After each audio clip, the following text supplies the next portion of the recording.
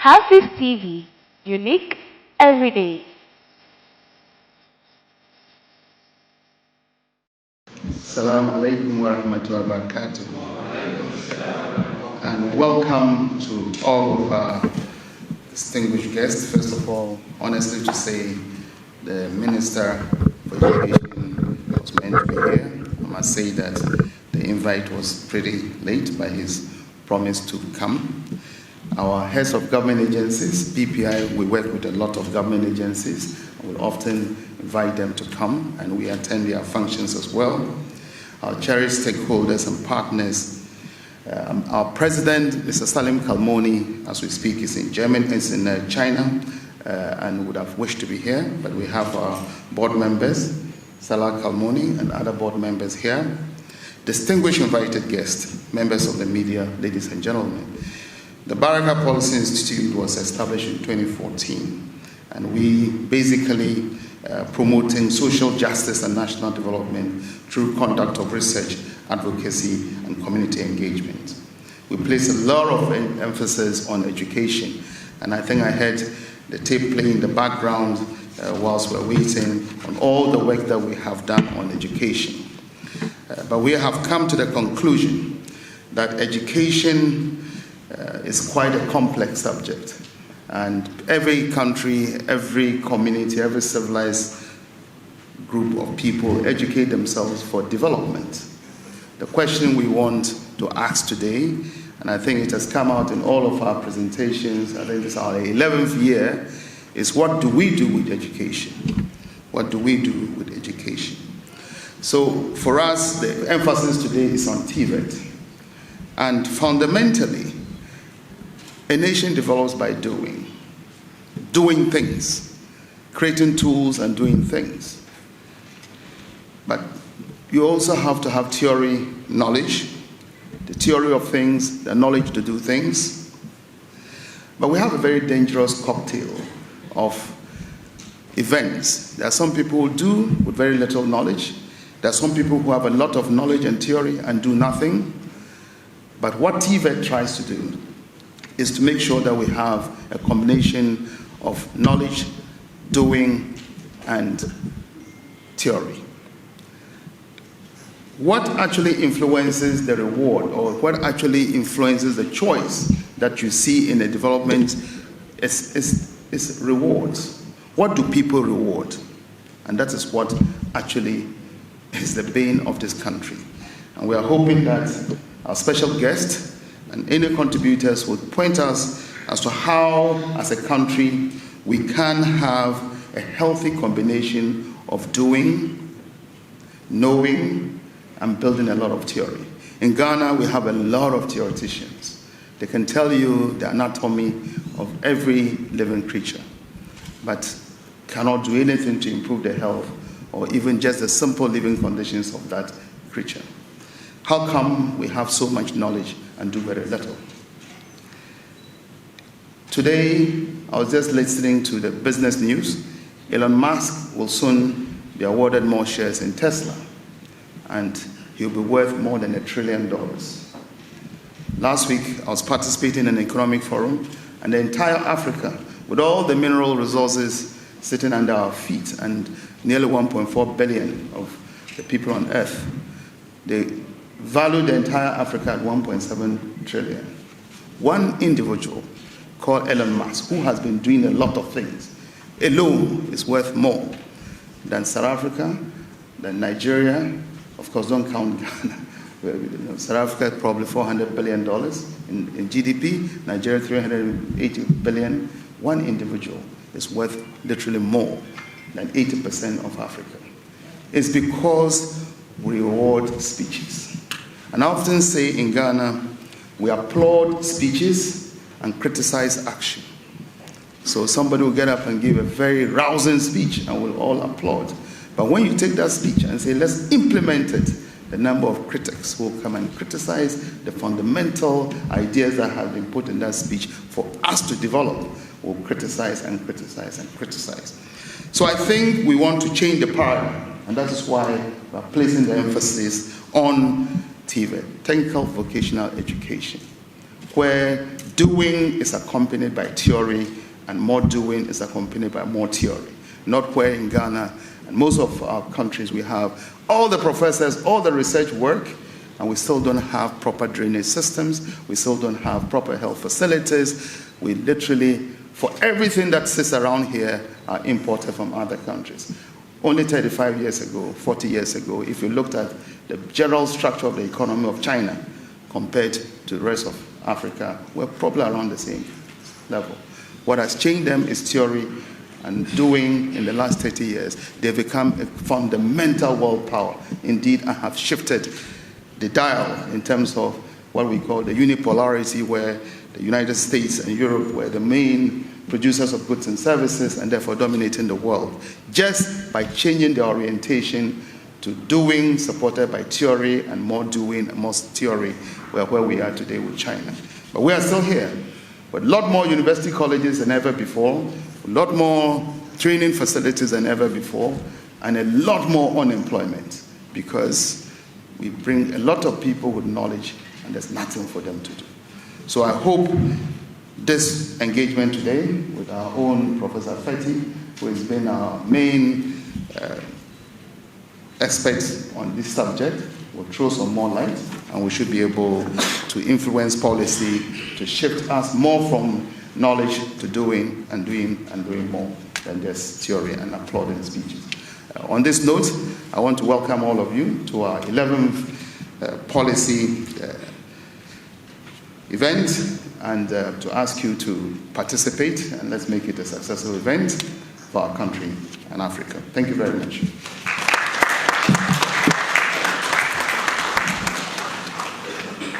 Thank you very much, Nala Sandani, our chairperson. So before we go straight to listen to Prof. Afeti, let me do some few introductions. I'll just do those on the high table. Then after the lecture, but I would have compiled the list of the dignitaries I have. We have a lot of them here. Then I would have introduced them. Let me also say that we have some practitioners here, people who practice TVET. And you can see that we have brought TVET institutions here. We have the Accra ATTC, Accra Technical Training Center, and we also have OIC also here. That is the what's the full name? Industrialization, the students opportunities. Industrialization. Okay, thank you. We also have Design Technology Institute. I know some of the faculty members are here. I will introduce them at the right time. They couldn't bring the students, but they promised next time they'll bring them. It's another very popular TVET institution. An NGO doing that.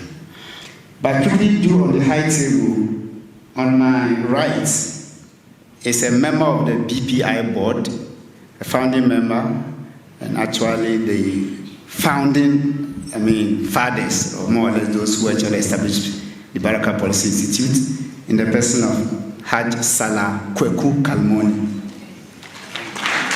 And he's a TVET man. He said he practiced TVET, and he's actually from the built industry. So he has a lot to tell us by way of experience after we've listened to the main speaker. And then I'll jump the next person for obvious reason, because there's going to be a full introduction of him. And then the next to him also is the chairman we have just introduced. Next to the chairman is somebody who has never missed these lectures. 11 years, and every year he is with us. In fact, now he should be a board member of BPI. Chairman, I think this year you have to confer that as a board member. Can you give a round of applause? Mr. Anis Hafa, and I'm sure everybody knows him. He's an educationist. He's been a member of the Education Council and Education Service. He's an educationist. He's the CEO of Gifted and Talented Education Training Program.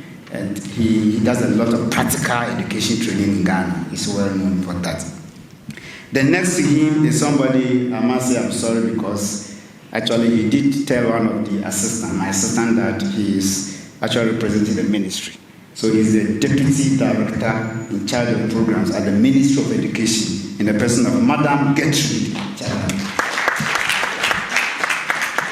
Thank you very much. Even though I said I will not do other introduction until later, but this one, if I don't do, next year they will not allow us to be here because the deputy CEO of this very institution, Ghana Shippers Authority, he's here with us in the person of Mr. Prince Henry Ankra. Can we show you? Yes, so he is our host, and so permit me to do that one. I'll go to chairman to introduce our speaker, and after the speaker speaks, I'll come back to do other introductions. Subject matter specialist on TVET, and EBI has consulted him separately, so we're happy he's here. Dr. Abeti is a member, he's a mechanical engineer, and he's a development expert with over 35 years of experience in practical application of engineering in development. He has asked that I bridge the introduction and we will spend time, so I'll leave it at this and ask Prof to take please.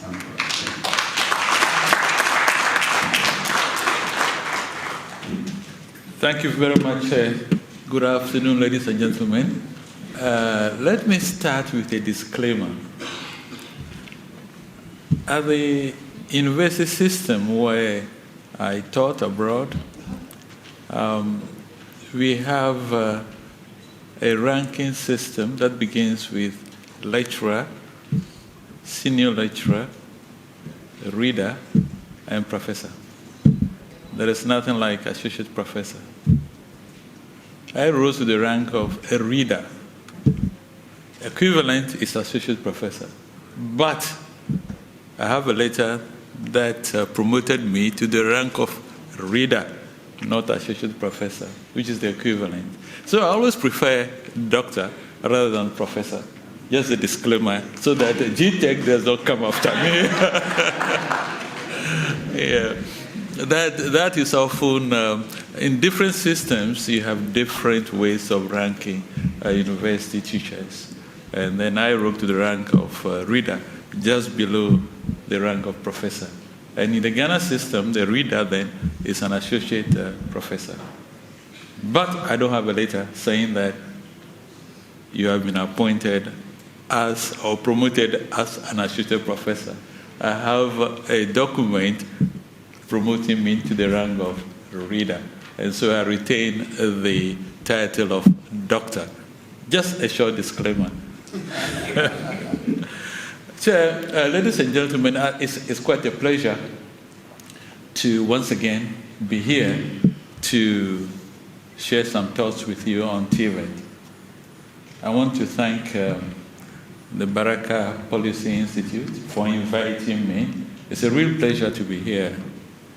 The theme for the 11th lecture is the 24-hour economy and the national agenda for productivity, the role of TVET.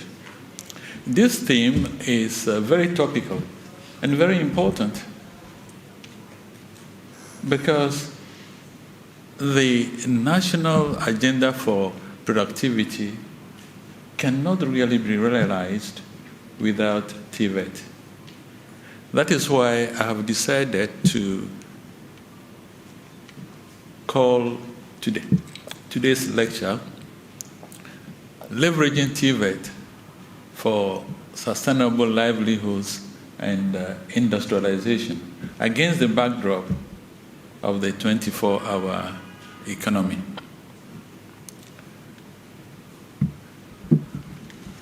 The last couple of years, especially at the beginning of the 21st century, almost everybody is aware of the explosion of knowledge and skills, new processes, new devices that have flooded the world in such a way that these new technologies and services have really changed the way we live and work.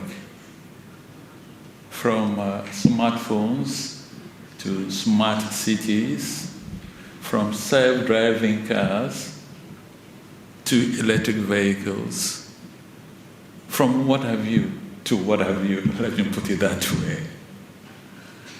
If you look at the way that industry has evolved over the years, we can talk about Industry 1.0 or the first industrial revolution, where we all depended on the power of water and the steam. The steam engine was invented, and that was a real source of power. Even before the first industrial revolution, people who were shaped through TVET contributed to the fabrication of horse-drawn carriages. You know, you had blacksmiths, you have artisans, craftspeople who were involved in all these. And if you go into the second industrial revolution, which was actually promoted by the discovery of electricity, we realized that we then began to have mass production services. And then we went into the third industrial revolution, where electronics and IT became the driving forces behind the way we produce things and the way we use things. And then the fourth industrial revolution, which we are now, which is now very much centered on internet, on cyberspace things, on networking, on machine learning, and then going into the fifth revolution, which is happening right now, which is about the interaction between man and machine. The fourth revolution was about machine learning. You teach the machine to do things for you.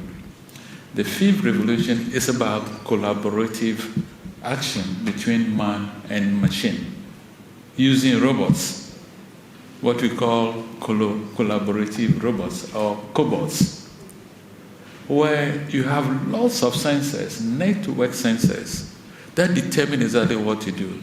That tell you that the traffic on this road is heavy, change direction, go somewhere else.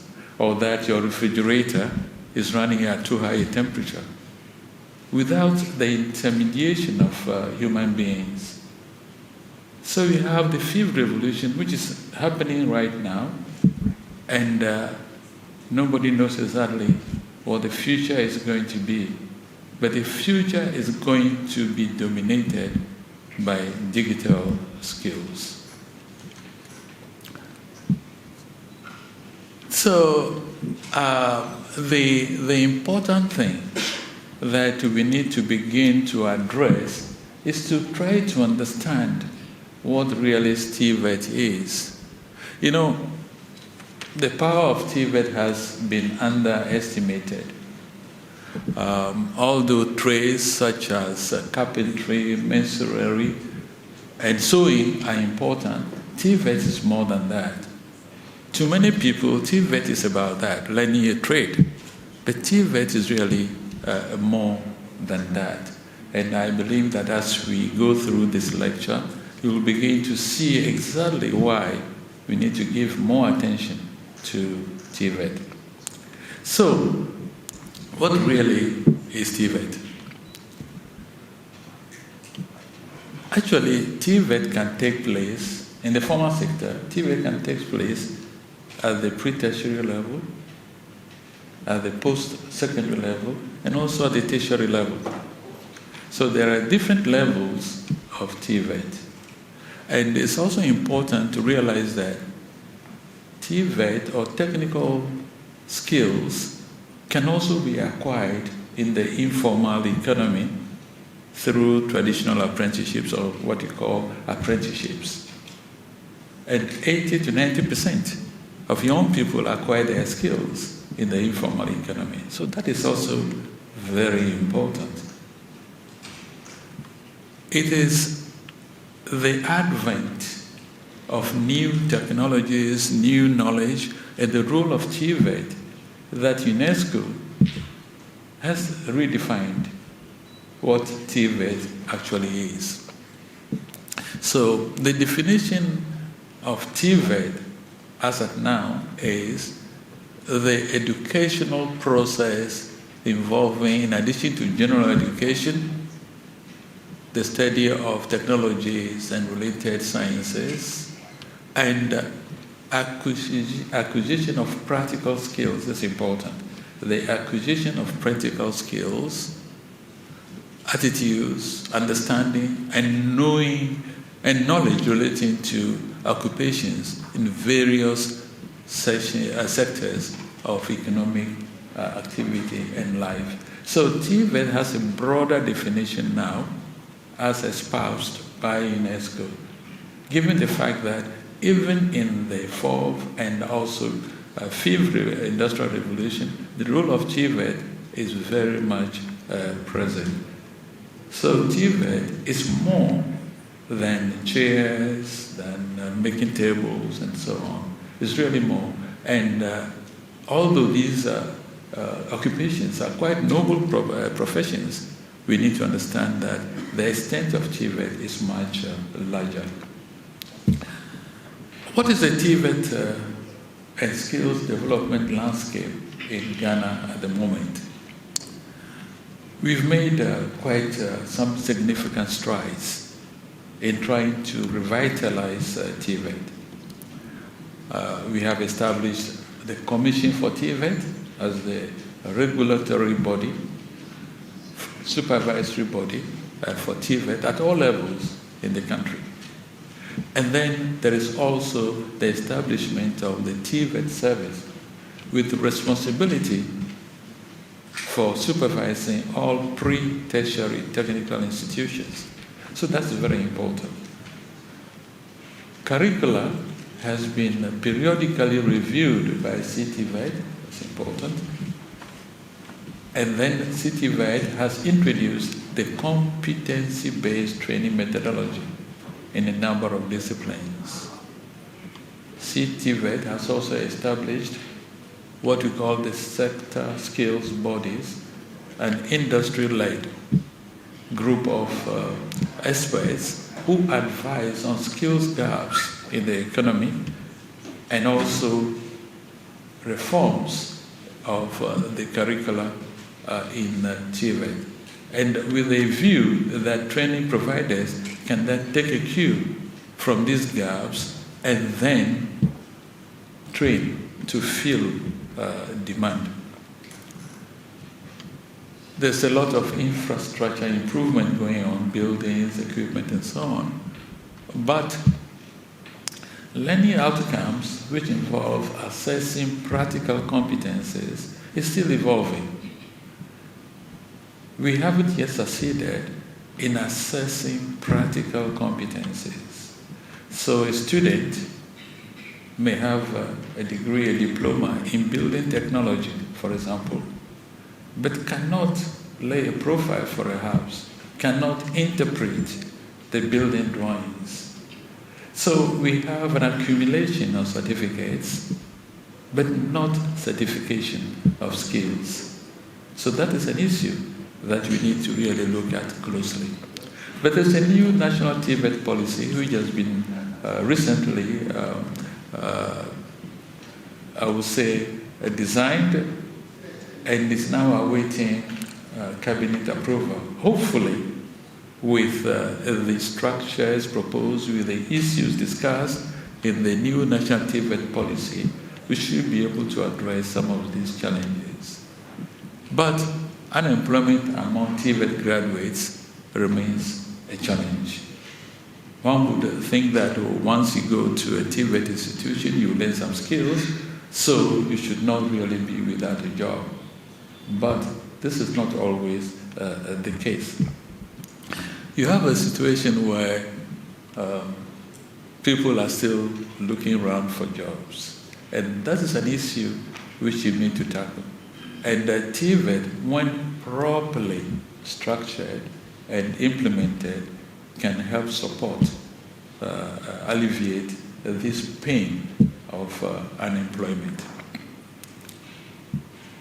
So, what are the things that work? What should we be doing so that we can move TVET forward? First of all, we need to recognize that TVET can be delivered in different forms, different locations, multiple pathways are available. You can have a TVET delivered either in a formal situation, in a school, college, or technical university. TVET can be delivered online. So you have multiple pathways. But this means that if you have multiple pathways, then we must have a national qualification framework against which all these qualifications from different learning environments can be benchmarked. So that it doesn't matter whether you got your certificate from a very prominent or competent master craftsperson, or whether you studied in a technical university, you should be able to benchmark the qualification you have on a national system so that we know exactly the standards that are at play in the TVET ecosystem. And as I've already said, we need to move from just accumulation of certificates to certification of skills. It's something that we need to really put emphasis on. A lot of people accumulate certificates in all manner of things. Somebody can tell you that I have a certificate in web design. Then you ask him, how many websites have you designed? And 0. So we have this situation which really is a problem. And the relevance of the programs that we offer sometimes are suspect. They don't really address the needs of employers or even of industry. When you talk about the 4th industrial revolution skills, it's not only about the technological or the technical skills.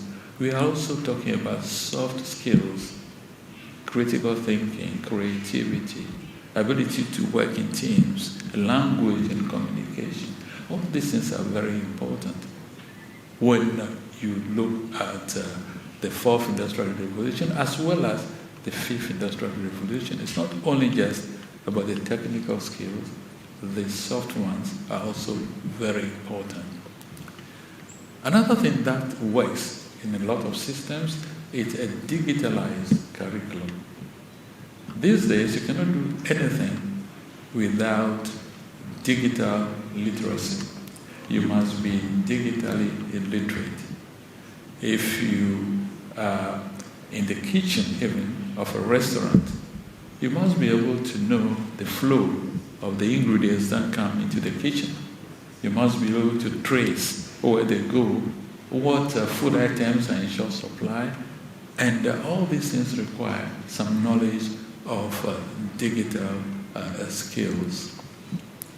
Another important thing which works is that the teacher must be competent. The teacher must be empowered to be competent. Because if the teacher hasn't got the skills, then what is he going to impact? So it's important to put the teacher at the center of any TVET improvement strategy. Also, the students, the learners, if you have a very poor background in STEM, science, technology, engineering, maths, then the problem is that you will not be able to understand these new technologies which are being really rolled out before our very eyes. So the poor preparation of learners in STEM subjects is also a handicap which we need to really address. Another important thing is the involvement of industry in the training of TVET students, what we call cooperative education and training. Industry must invest in training institutions. It's important that industry actually helps in the teaching of some of the courses that are offered in the institutions. They must offer apprenticeships, internships, attachments. All these things are very important. But to be able to defend industry in a way, industry will tell you that we are willing to help, but we are stressed. The system is such that we are handicapped. We have lots of things that are worrying us, the motive is profit, we need to actually respond to our shareholders, and there is not enough space or finances left to support training. But the truth of the matter is that if industry supports training, then they will be the major beneficiaries of the products that come out of the training institutions. Things that work, we also have to look at, I think my system is frozen, but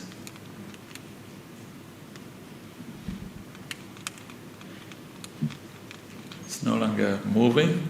Can we get somebody to... So things that work. We also have to look at the education, training, employment continuum. This is something that we should always be doing as educationists, as trainers. It is education, training, and employment. It is not education, training, and unemployment. So we need to really look at this continuum. It's really important as a paradigm shift. We have to consider reskilling and upskilling of workers. Reskilling is important because there are changes that are happening all over the place. Some workers have had their training long ago, and there is skills obsolescence. So there needs to be some reskilling or upskilling so that employees can be in a position to learn new things, to unlearn old bad things, and relay some of the good things that they have had in the past. Recognition of prior learning. You know, a lot of people, as I've already said, acquire their skills outside the school system. But it's also important that we recognize skills that have been acquired previously, skills that people can build on. The fact that you have learned to be manufacturer of tables and so on, you have to perhaps recognize that you can now begin to look at knock down doors and tables and so on.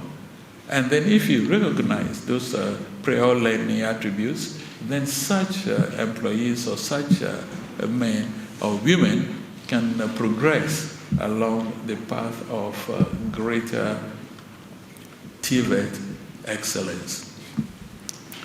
Financing is important. Financing that is sustainable. Financing that is equitable. Not everybody has the means to pay for their education. So there has to be some equity in the way we finance education and TVET. Gender is also important. Inclusivity is important.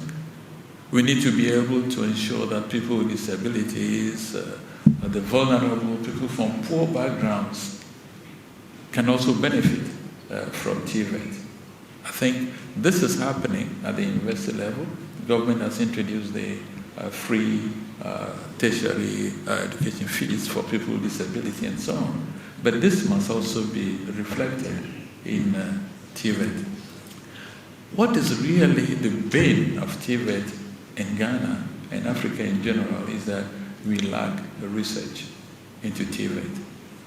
It's a lot of, if you like, information that is not available to decision makers. For example, how much does it cost to train a student in automobile engineering to say the first degree level in Ghana? We don't know. How many teachers do we have with the correct qualification to teach these programs? We don't know. How long will it take to have somebody travel from wherever he is staying to get to the school? How much will it cost? What incentives can there be for such students? We don't know. And so data is extremely important for setting priorities, for setting goals, for policy formulation. Data is important. Someone once said that, I trust only in God. If you want me to trust you, bring me data. So the data is really important. You don't just say things. The things must be supported. Whatever you say must be supported by hard evidence, hard data. And that is what the problem is with TVET provision in this country. We lack the data in various areas of TVET. TVET must respond to societal needs. We all know what the needs are. Food, water, energy, transportation, infrastructure, health, materials, fuel. We know these are some of the societal needs. So TVET must train in areas which respond to these societal needs. If it's about food, then agriculture comes to mind. Irrigation, food processing. These are all very important. Post-harvest technology.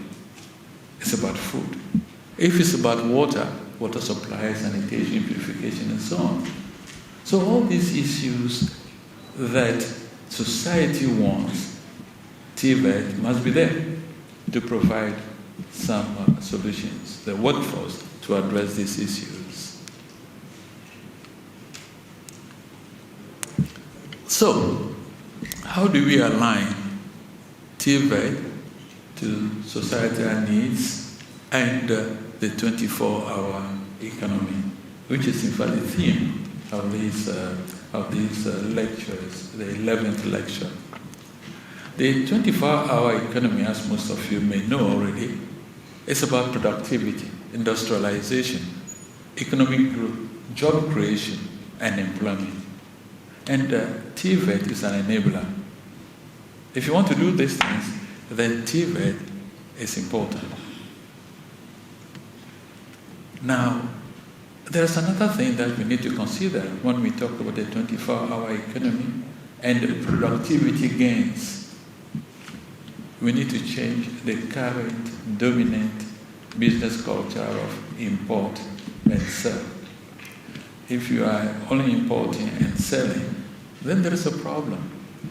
We are not really going to achieve any productivity gains because we'll rather be subsidizing other countries where we buy the products from. So it is important that enterprises are given incentives to produce goods that can replace the imported goods. Import substitution is important. We need to really begin to think system-wide. Enterprises play a huge role in TVET promotion. And it's going to be the same if you want to really achieve the objectives of the 24-hour economy. Roads, railways, solar energy, food processing, irrigation, manufacturing. All these things really are based on TVET in one form or the other. I'm not saying that TVET is the silver bullet or the magic bullet. No, what I'm saying is that TVET plays a role in all these things that you see around us. The TVET policy, the 24-hour policy document, I'm very pleased when I read the policy document because the human pillar of the policy document acknowledges TVET as a key provider of technical skills to drive productivity improvements and innovation. This is what the policy document says. The policy document also says that there is a need for mainstreaming digital training through the TVET system. There is a need to align curriculum to industry needs. The need to collaborate with the TVET service, Commission for TVET, CTVET, and agricultural TVET institutions, ATVET colleges, to bridge the skills gap in agriculture, manufacturing, construction, and industrial automation. This is what the 24-hour economy policy document says. And this is important. But have I done something wrong? Okay. But are we really walking the talk? I think that, as the chairman has said, we have lots of interesting ideas, but implementation is always one of the key issues we face in this country. It's clear that TVET has a critical role to play in the sub-program areas of Grow 24, which is about focusing on agricultural transformation. Make 24 is about manufacturing, industrial growth, and value addition. And also Build 24, which is about infrastructure and construction. These are 3 of the 8 pillars. And the TVET is conspicuously present in these 3 sub-program areas. So, recommendations in order to come to the end of the lecture. First of all, to government. I think it's very important. TVET must be government-led. It's so expensive that individuals cannot truly give us a TVET that really needs to be promoted in the country. So I'm advocating for a big push for TVET. Not only a big push for roads, we need a big push for TVET. We need to, in this case, look at what we can do to empower TVET teachers. If you don't have the skills, there's no way you can teach students those skills. So it's important to see how we can offer targeted scholarships for massive skills training and the exposure of TVET teachers to teaching of new technologies and effective TVET systems in countries that have made it. I think we should not be afraid of the fact that we don't know enough. China knows more than we do. Why don't you learn from them? We can do so. In actual fact, this was one of the ways in which China became what it is today. In the past, some 50 years or so ago, they sent a number of their young people to the US to get exposure, to learn new things. They came back, and then this is where they are today. So, the strategy for industrialization is simple. Copy, adapt, innovate. In the past, people were saying copying means stealing. I don't want to use the word stealing.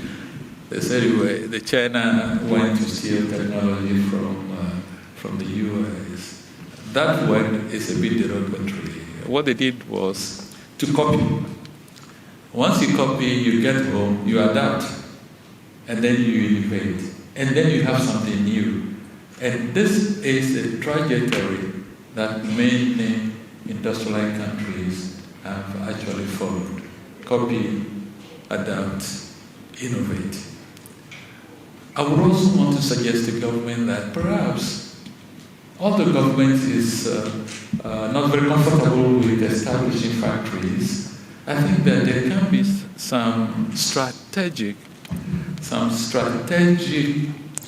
agro-processing factories, especially in areas where you have lots of fruits being produced, fruits like melon, a lot of vegetables like tomatoes, and then government can lead the process. Let's have a few factories so that when you apply, for example, the Accra road, during some periods of the year, you see rotten melons all over the place.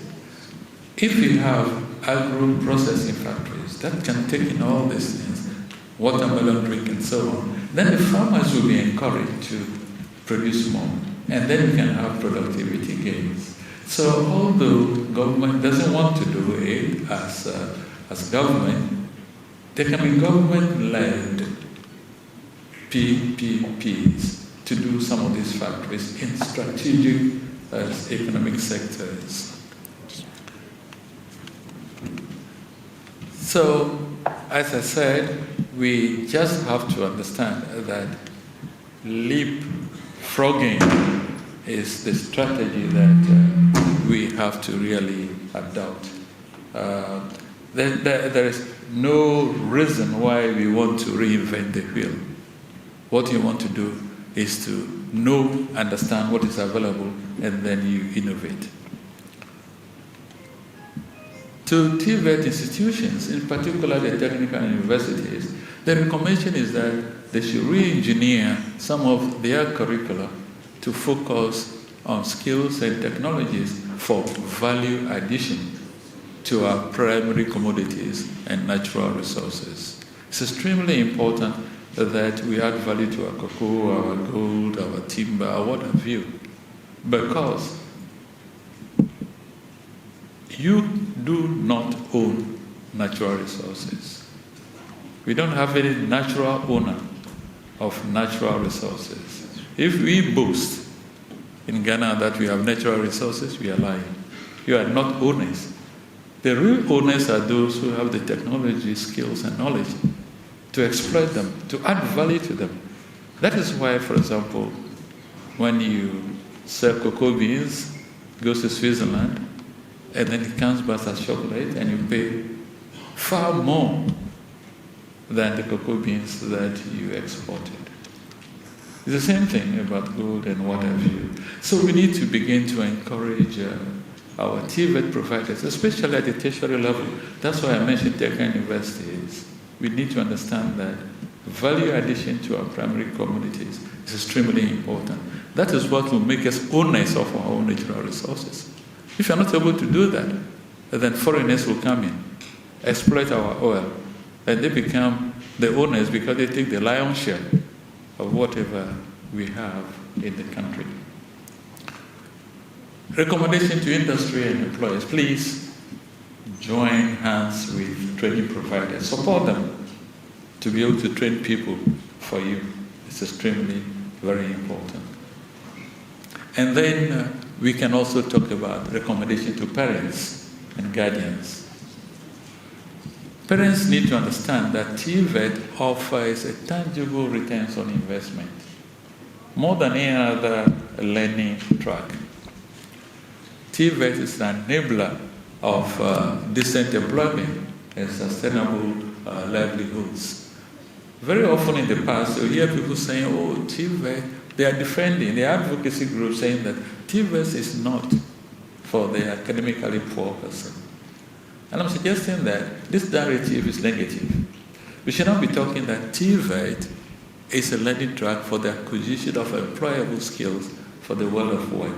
We need to be more positive about TVET rather than repeating the old archaic phrase that TVET is not for, it's for the academically poor learners. It's no longer the case. And so I think that children for passion, for technical and vocational education, should be encouraged to pursue their career aspirations in TVET. Right now, TVET is no longer a dead end in this country. With the establishment of the technical universities, you can rise up from being an apprentice all the way up to have a Master of Technology degree in the plumbing, in whatever. So it is no longer a dead end. So we should be pleased and happy when we see students interested in pursuing technical and vocational education and training. And the recommendation for unemployed TVET graduates. One thing we don't do in this country is volunteering. Volunteering is extremely important. You work in an organization for no pay, but what you can gain out of that is tremendous.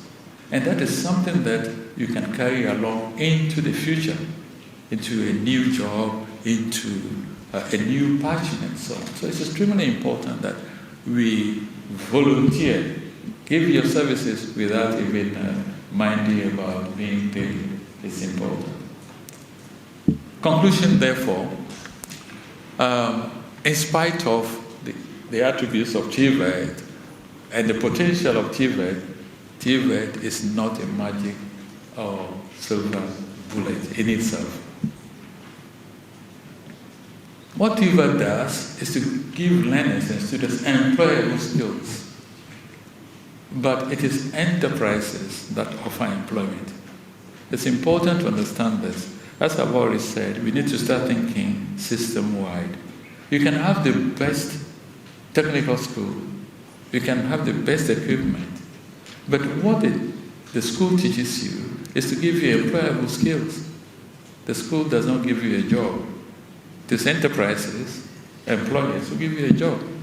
Therefore, government should facilitate enterprise creation, innovation, and expansion through measures that include the removal of some of the burdensome taxes, which some people call nuisance taxes, but it's more of a burdensome taxes, and also giving tax breaks to startups. There are very interesting young people with new ideas about technology. They just start something, and immediately GRA is on them to start paying taxes. It doesn't help to expand such activities. We need to also look at strategic areas of startups: agriculture, manufacturing, ICT, and so on. Not every sort of startup. And as enterprises grow and innovate, the demand for new skills will arise. And so TVET institutions begin to train for those new skills and new jobs in a virtuous cycle of continuum of education, training, and employment. And this is important because we need to start thinking system-wide. You have TVET, but TVET alone cannot solve the country's problems. It has to be in collaboration with industry, with enterprises, with government, and so on. So, my parting shot. Under the 24-hour economy, government should walk the talk in favor of a big push for TVET. And by big push for TVET, it's not only about providing infrastructure, providing equipment. It doesn't help. You can have the infrastructure, good equipment, but the teachers cannot use them. They don't understand how to use them. So infrastructure in itself is not enough. What is important is to empower the TVET teacher. We have to make sure that the TVET teacher is empowered to teach and also to give concrete, world-class training to our students. The emphasis should be on learning outcomes that contribute to national economic development. The learning outcomes is important, and the man in the center, the man in the driving seat is the TVET teacher. I thank you for your attention.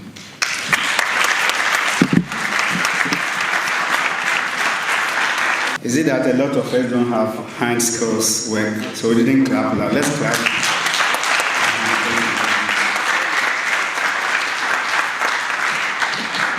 Okay, thank you very much,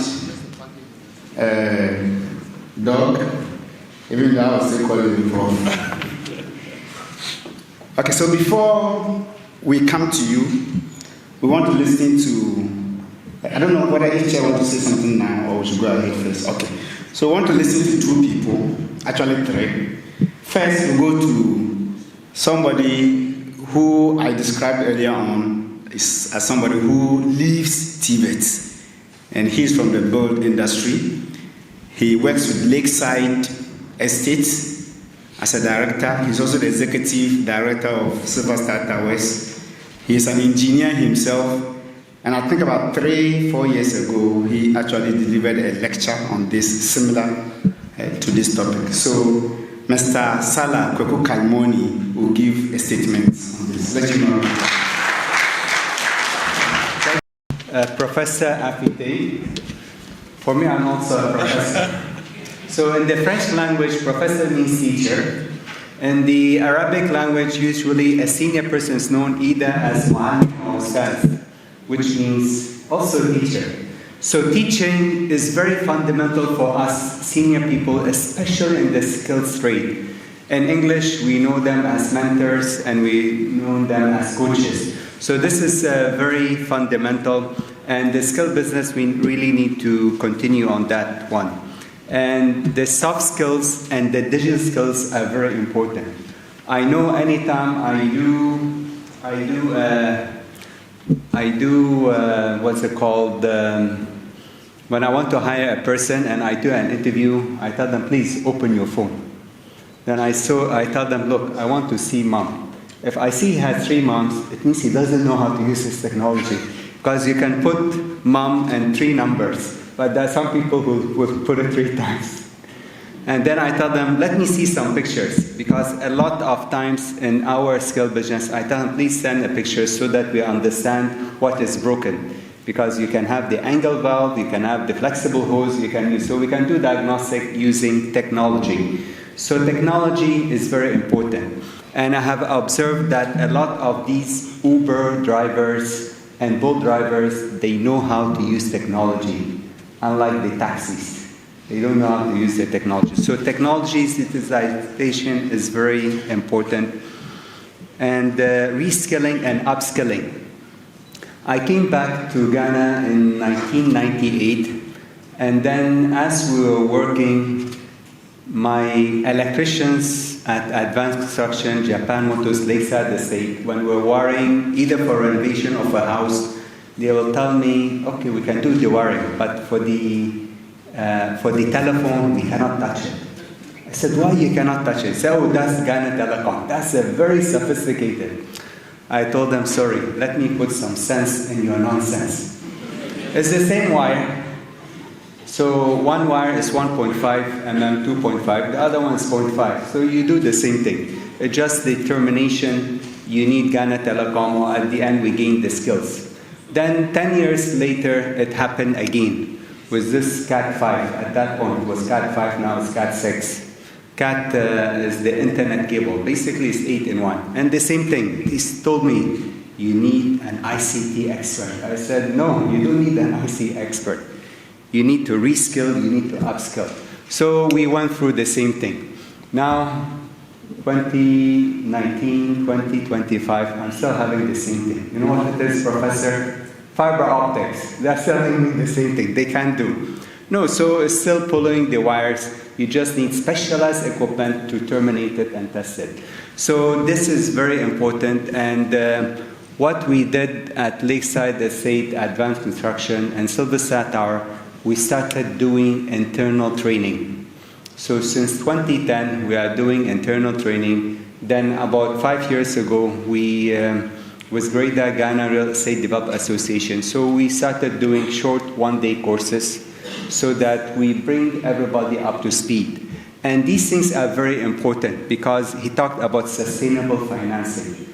And Mr. Sami Amagaivor, he does his apologies, but he was in Malaysia last week, and he said to train a skilled person costs 10 to 20 times more than to teach an academic person. And this is the reality. So even though we want government, but I will tell you, government cannot do it alone. It's the industry must do it. And I believe when industry does it, they will save money. I'll give you an example. Like we are multi-scaling our plumbers. So usually the plumber will do the plumbing. Then you have to bring an electrician to do the electrical connection. That's a two-man job. You upskill, you spend 20%, you save 100%.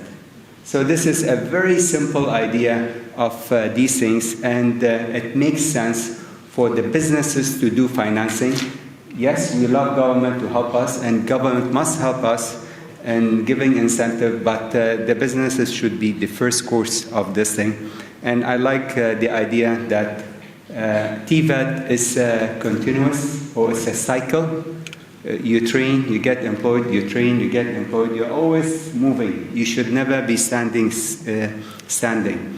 The only thing I don't agree in a lot of these forums that we have to do this inclusive for everybody, even the disabled.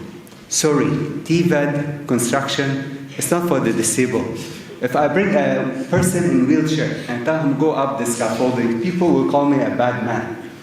Okay, no. So you have to be physically strong. You must have power in your hands and your legs and your eyesight. You can't be an electrician and blind.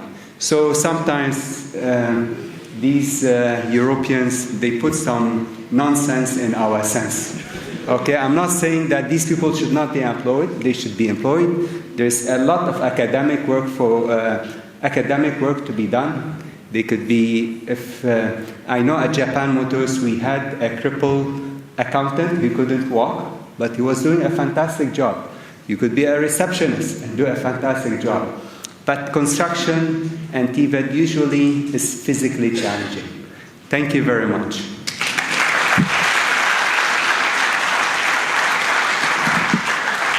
Thank you very much. I tell you, he is from the field. Yes, so he put some senses in our heads. Next is Mr. Anis Hafa. He teaches practical education. He's been criticizing what we have been learning in schools. And I'm sure it's in the same direction of what we are doing. So let's give a round of applause to Mr. Anis Hafa. Thank you very much. My remarks will be mainly to the students because you are the future. And I'm going to give you some hints in terms of how you can take your learning into your own hands. Do I hear amen on that one? How you will take learning in your own hands so that you are not dependent. Now, I went to school, secondary school in the 1960s. How many of you were born in the 1960s?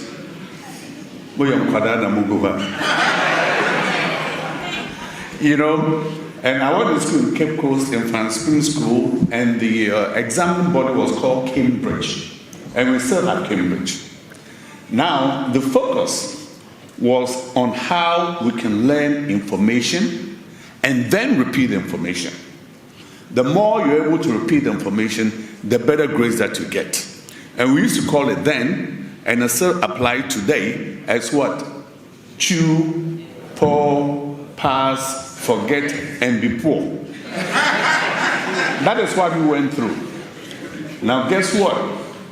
With the advent of Google, that kind of education had to be eliminated. Are you with me? Good. And that is what I call the inflection point. Because there's no need for you to now memorize information, because by just pressing a button, any information under the sun is at your disposal. So that's what I'm telling you young people now, because I'm sure you have access to the Google and the rest of it.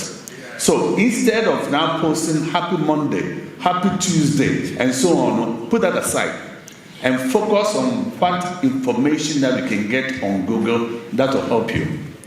Now, after Google, then there's the advent of AI, artificial intelligence. Now, let me tell you some of the problems that I used to have when I was studying mathematics. And I'm sure some of you are going through this, what we call simultaneous equations. And it works like this. A train leaves Takoradi at 10 a.m., driving at 40 miles per hour to Kumasi, a distance of about 200 kilometers. Good. Another train leaves Kumasi, going to Takoradi, traveling at 70 miles per hour. When will they meet? That was simultaneous equation. Now, give that same information to AI, and AI will solve it for you. Do you see what I'm saying? So all that time, frankly, because I hated these kinds of things. So now, Google is at your disposal, and AI is at your disposal. But then I also want to share with you what is happening in the bigger world. Young people, are you listening to me? Our hope in Ghana is resided in you.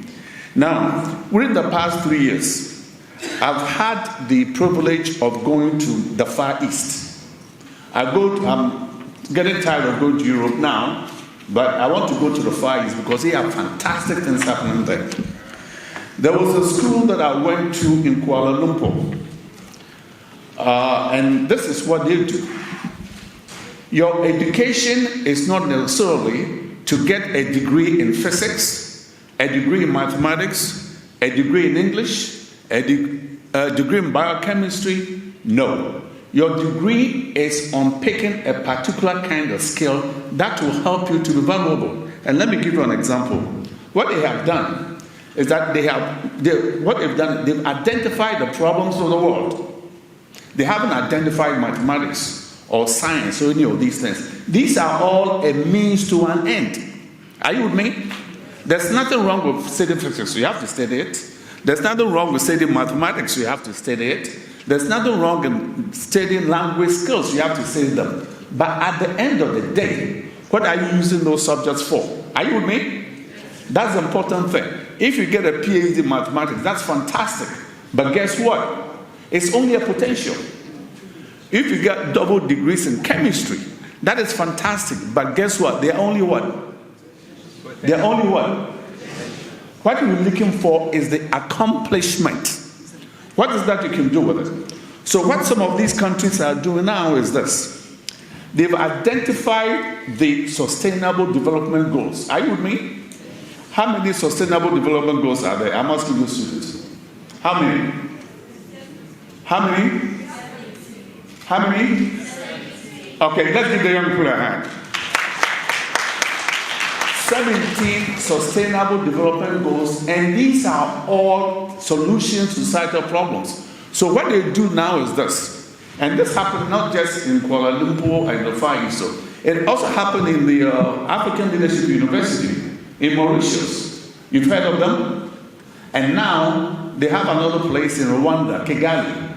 They are changing the nature of education. The kind of education that I got, that made it docile, is what they are avoiding now. Now, I'll give you an example.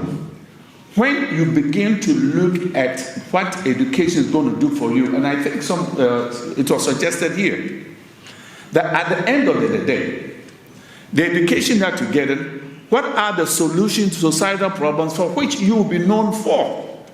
Are you with me? That's what education is supposed to do for you. What is it that you're going to do that will add value to your own life? So the first thing is this. For all the education that you get, what are the skills that you develop where you can now develop a product that will serve other people? It's not the degree anymore. What is the product that you can develop that will help to make another person's life easier? And that is what Mr. Andani will say. That's where the rewards are. If you study chemistry and you put it in your pocket, there's no meaning for you. So the education that you get in, what is a solution to societal problem? What is a product that you're going to produce that will add value to another person's life? And then you are rewarded that way. Are you with me?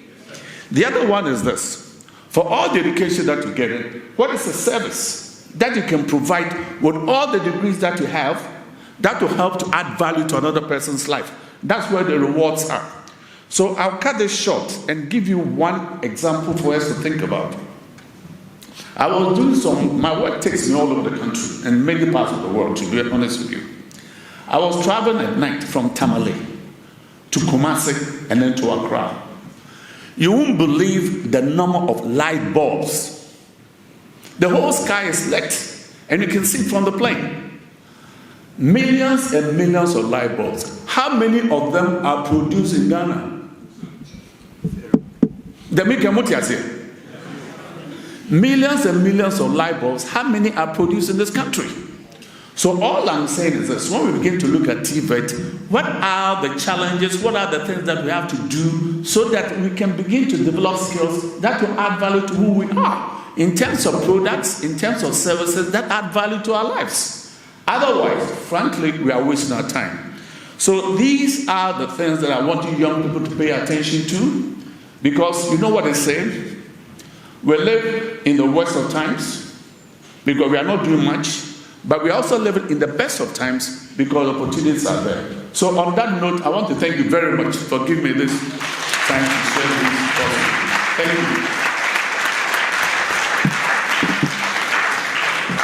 Thank you. you, Mr. Anisafa. So before we listen to the minister's representative, in the person of the deputy director, let me do some few introductions. I have a lot of them, so I was trying to put all of them together, but the few that I have, let me do that quickly, and then we'll allow the minister rep to come and give a speech. Then we'll open the forum. We have to make sure that we be as early as possible. We promise we'll not keep long. We know you came from various workplaces, and you are in Accra. There will be traffic, so we are aware of that. We'll close early so that. So I have somebody, Baraka Policy, an institution Baraka Policy has been working with in the past few years. We do a lot of research with them in the area of education. We currently came from Kofodia just yesterday, where we met headmasters, head teachers of secondary schools in Ghana, talking about religious tolerance in schools. Now that body is called the Sani Institute, and they are into research, religion and society, how religious engagement can be leveraged to achieve a peaceful society for all of us. So the executive director of the Sani Institute is here with us in the person of Professor John Azuma. Prof, can you see me, please?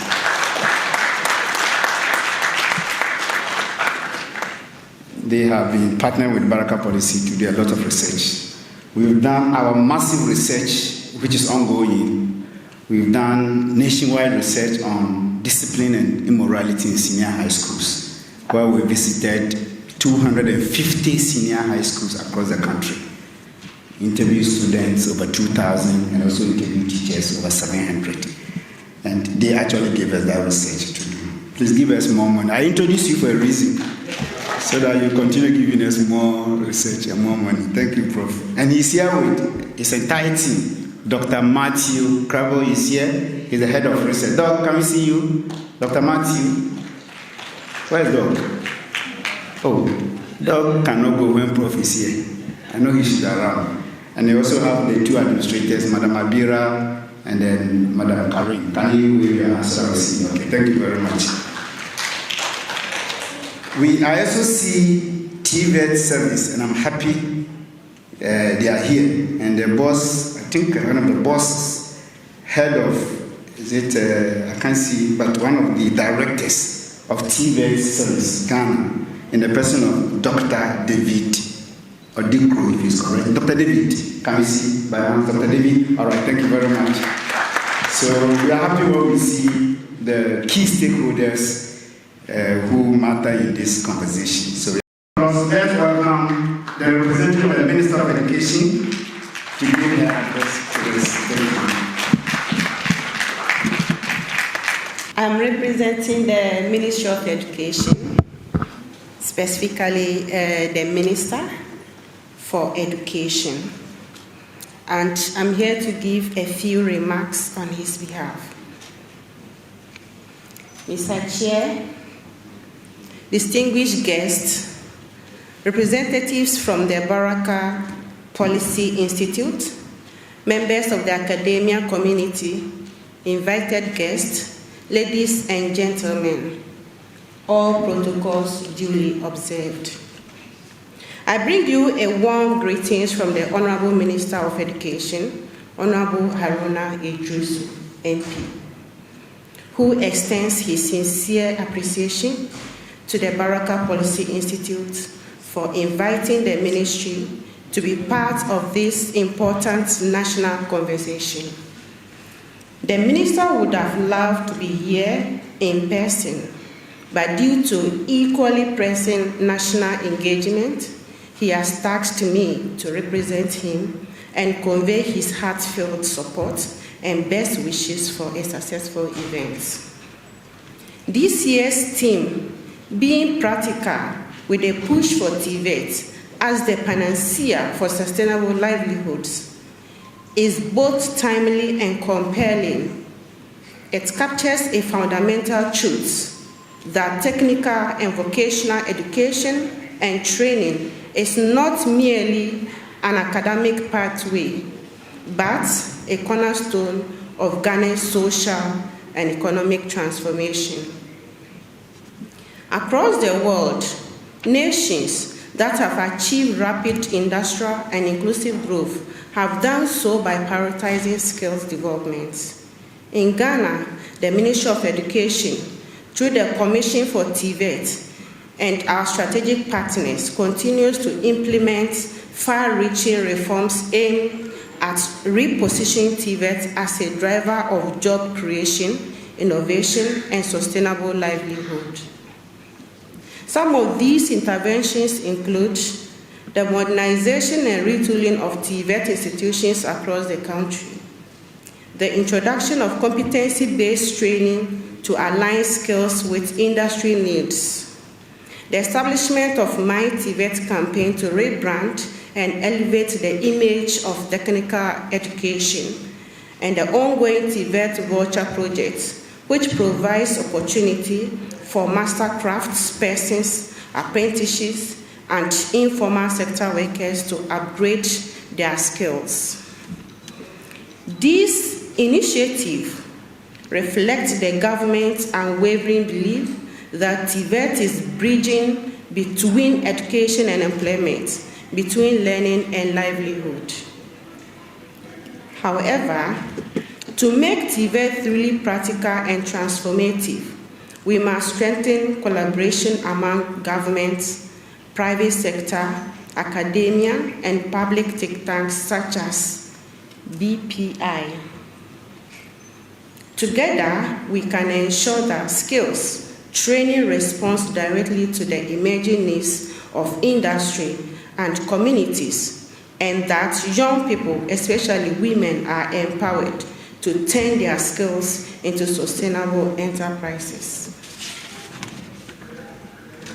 Ladies and gentlemen, the Baraka Policy Institute deserves commendation for this continuous commitment to promoting evidence-based dialogue on education and development.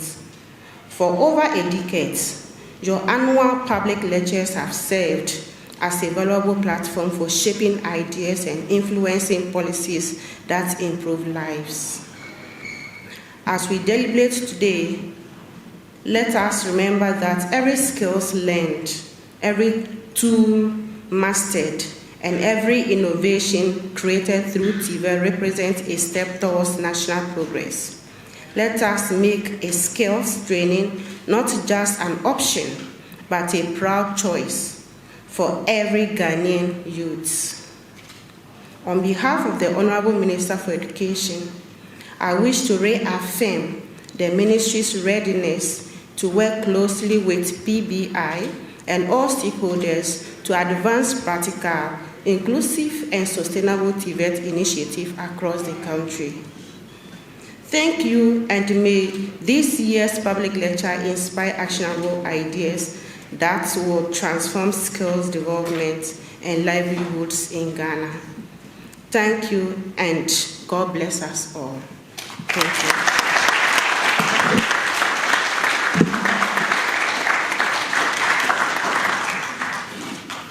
Thank you very much. You can do it better for her, please. Thank you. So I earlier introduced the Deputy CEO of the Ghana Shippers Authority, and he should actually give his remarks before this, but forgive me, it escaped me. So allow the Deputy CEO to give his remarks before we come to the open floor. Let's show him a round of applause, please. Good afternoon to you all. In fact, my CEO should have been here as a chairman, but unfortunately, an equal important program outside the television has taken him away. So we ask that I come and represent him to deliver a very short speech. I'm sure most of us are already angry, so I will deliver a very short message from him, and then we take it up from there. And when he gave me the speech, I told him I would do my best to deliver. And so if I say something here that is brilliant, the credit goes to him. But if I make any mistake, please, that one is on me. So I think it will be an honor to also welcome you since we are hosting you here at the MTA Adiko Hall. So Mr. Chairman, I was, with your permission, so Mr. Chairman, distinguished invited guests, the board and management of the Baraka Policy Institute, development partners, students, ladies and gentlemen, good afternoon. It is an honor and privilege to join you at this 11th Baraka Policy Institute public lecture. Let me commend the Institute for its consistent leadership in promoting informed national dialogue on issues that matter to our collective future. From education and social policy to productivity and inclusive development, your commitment to research and advocacy continues to enrich Ghana's policy landscape. The theme for today's lecture, 24-hour economy and the national agenda for productivity, the role of TVET, is both forward-looking and practical. It invites us to reimagine how Ghana can sustain continuous economic activity, not merely by extending working hours, but by building the systems, skills, and infrastructure required for productive continuity. A 24-hour economy is not about fatigue. It is about efficiency. It is about a well-coordinated logistics chain that allows goods to move seamlessly from port to market, about industries that produce round the clock, and about services that meet consumer needs in real time. For this to happen, Ghana must strengthen its human capital base, particularly through technical and vocational education and training, TVET. At the Ghana Shippers Authority, we appreciate that the success of shipping and logistics industry, and indeed the entire economy, depends on the caliber of technicians, operators, artisans, and engineers who make systems work. TVET graduates are the backbone of the 24-hour economy. They are the welders, drivers, mechanics, ICT technicians, port handlers, and refrigeration experts who ensure that ships, trucks, and warehouses operate safely and efficiently day and night. That is why partnerships between industry and educational institutions are vital. We must align TVET curricula with the practical needs of sectors like shipping, logistics, construction, manufacturing. Skills training must be competence-based, technology-driven, and responsive to the realities of modern trade. When that happens, TVET will not only reduce unemployment, it will power the productivity revolution that Ghana needs. Allow me to highlight one key project that perfectly embodies the vision of 24-hour economy, the Baraka Inland Port and Logistics Terminal, located near Kumasi in the Ashanti region.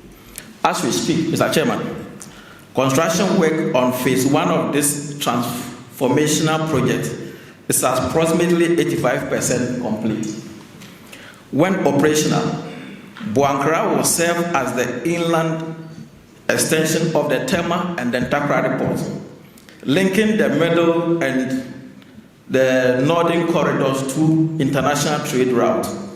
It will operate as a fully integrated logistics platform, hosting container terminals, warehouses, freight forwarding facilities, and customs clearance centers.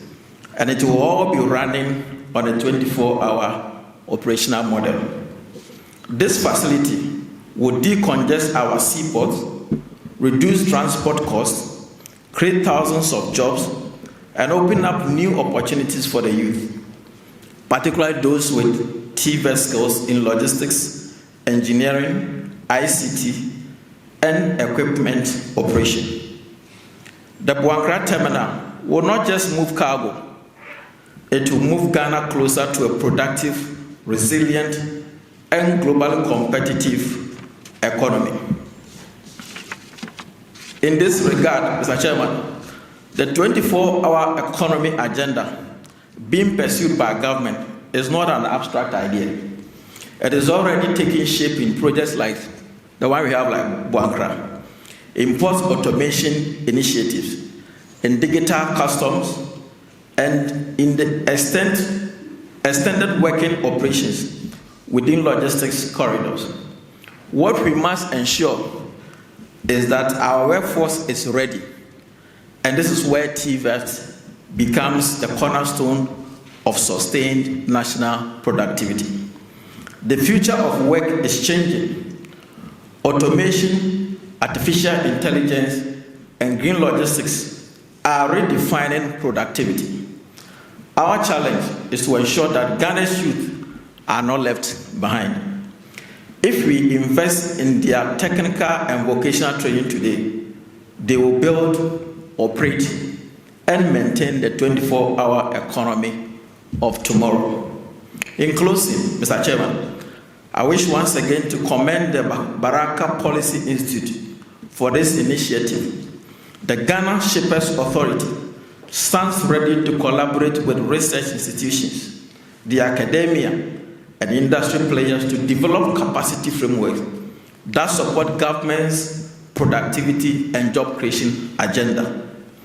Let us therefore commit to a Ghana that works, not just by day, but all day, not just in theory, but in practice, not just for some, but for all. I thank you, and may God bless our homeland, Ghana. The CEO has a very good deputy. You can always present him anywhere. Thank you very much, Mr. Prince Henry Ankra, Deputy CEO, Operations, Ghana Shippers Authority. So before we open the forum, and we have just less than 30 minutes to do that, because we said we'll leave here before 4, questions and contributions for our experts here to address. Let me do 2 quick introductions, and my colleagues, assistants, if I escape somebody, quickly draw my attention like you have done. So we have from Academic City University, one of the staff in the person of Alhaji Tanko Mohammed from Academic City University. Alhaji Tanko, are you here? Thank you very much. There's somebody I didn't see the name, but fortunately he's sitting by Alhaji Tanko, so let me do that. And okay, I don't know whether it's classified information. Maybe it's classified. I don't know. But Engineer Jabbar is the CEO of CodeSys. CodeSys is a software engineering company. And then I think no, this is not classified, because if you look at the Ghana Education Service, the placement, the name is there. So for those of you who didn't know, this young manager, CodeSys, you see their name and the placement. If you print your placement form, BEC placement, you see CodeSys, and that's the CEO of that organization. Who did it. Let's give him a round of applause. It's a young man, but they are doing marvelous things. Also from Japan Motors, we have the Deputy Human Resource Manager. He's also an imam with the Asma Banda Mosque, and actually several mosques in Accra. Alhaji Abubakar, VLSC. Thank you very much. Okay. So now the floor is open for questions, contributions on TVET. Only TVET. Thank you very much. So we'll start with Engineer Jabbar. Kindly let the mic go there. If it's questions, straightforward. If it's contribution, very... Thank you very much. Good afternoon. Good afternoon. Well, just some little observation. I think that Baraka policy has been doing well with some of these lectures. But one thing I think I have to encourage is bringing policy makers like Parliamentary Committee of Education here, and some of the key stakeholders, because they are those who are going to implement this policy for us. one thing I am so happy about what the lecturer said when he was delivering his lecture is about, if you look at what is happening in this country, we don't believe in our young people. TVET is the future for us. By then, young people, if you look at what is happening in this country, you realize that young people are trying to set up businesses. They don't get the support that they need. Technical people want to set up their business, they can't. So these are some of the reasons why people are not finding TVET to be much more interesting. Thank you very much. Thank you very much. Thank you very much. So, to policymakers, fortunately, we have GTVET here. GTVET, so they've heard you. And we also have some education institutions. OAIC is also here. They have a common forum. They will meet there. Sure. Okay. Yes, my name is Ahmed. I'm from the Zongo Development Fund. And I have a very short commendation to extend to Dr. Afeti. We've known each other for quite a long time, since when I was working at the Ministry of Education. And some of the things that Dr. Afeti says today, he's been saying now for over 25 years. He's been repeating this right from Hopoli all the way to Kenya and all over across the globe. I want on behalf of my institution to commend you and to thank you very much for what you are doing for technical education in Ghana. Thank you, thank you, thank you. And that is, let me also add that he didn't allow Chairman to read his profile, but if you look at the program we have given you, if you read his profile, you can see that he's an international consultant on TVET. I represent NCPT, National Council of Parent Teacher Association. I wish to suggest and encourage BPI to scale up such lectures, particularly to the schools. I'm wondering, and I'm just looking at the number of people who are here, but this is very important. You indicated right from the beginning that in Ghana, institutions are those who are not brilliant. And we should disabuse this fact in the minds of the young ones who are growing. And doing so, I encourage that even though it is important, and I recall you mentioned that the MD also here, they should channel their resources into funding, and we scale it up to the institutions that matter, and particularly even the basic schools when they are making the choices at the secondary schools. It is when we encourage them from this basic school, the JSS, that they will take up the responsibility at the second cycle institutions. Otherwise, when they already get there and you even come to talk to them, but they will feel that it is as though they have already made a mistake and you are coming to encourage them. Let them make the choices at the JSS that they believe that that is the way to go. And I will encourage that we do so. Thank you so much. Thank you very much. Thank you very much. The next person. Okay. There's a hand here when you finish. Thank you very much. My name is Kenneth Doji Anglonia, CEO of the White Strategic Consult. Listening to the chairman when he opened the discussions, I realized that he raised a concern about reorientation. If we want to reset Ghana, then we need to reset the mindset of the people, and it should start from the beginning to the end. Now, you would agree with me that you go to technical institutions which are supposed to be promoting technical knowledge, but then you go to these institutions, light bulbs are off, the washrooms are not, the drainage system is not working, but we have plumbing system or plumbing course running in that institution. We have electrical engineering course running in that institution, but the system is not operating such that the knowledge from there can be replicated in the industry. Even when you bring the industry players to the institution to see, by seeing these kind of things, they are not encouraged to accept these people into their industry to form them to be skillful so that they can earn a living. What do we do to change the mindset of the people so we can promote industrialization in this regard. Thank you. Thank you very much. Well so far. I knew you were going to clap for him very well. More, you want to ask question? Okay. Thank you very much. So we'll come to you. All right. My name is Irene Sam, and I'm also representing the National Council of Parent Teacher Associations. Mine is just a contribution. Now, all of us seated down here, there's one thing that qualifies us that nobody can take away from us.